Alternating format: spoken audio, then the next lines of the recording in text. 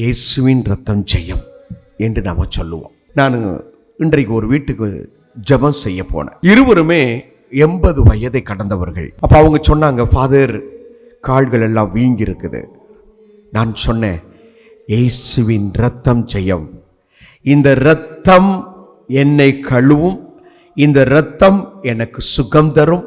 இந்த ரத்தம் கல்வாரியில் சிந்தப்பட்டது என்னுடைய பாவத்திற்காக, என்னுடைய வேதனைக்காக என்று சொல்லிக்கொண்டே இயேசுவின் ரத்தம் ஜெயம் என்று சொல்லுங்கள் என்று சொன்னேன். அவர்கள் சற்று அசந்து பார்த்தார்கள். ஏன் தெரியுமா? அந்த குடும்பம் ஒரு சிஎஸ்ஐ குடும்பம், புரோட்டஸ்டாண்டட் சிஎஸ்ஐ குடும்பத்தை சார்ந்தவர்கள். அவங்க சொன்னாங்க, ஃபாதர் எத்தனையோ இறை வார்த்தைகள், வசனங்கள், ஆனால் இயேசுவின் ரத்தம் மகிமையானது என்பதை நாங்கள் இப்போ புரிந்து கொண்டேன் என்றார்கள். பிரியமானவர்களே, ஒவ்வொரு நிமிடமும் சொல்லுவோம், இயேசுவின் ரத்தம் ஜெயம், இயேசுவின் ரத்தம் எனக்கு வெற்றி தரும் என்று சொல்லுவோம்.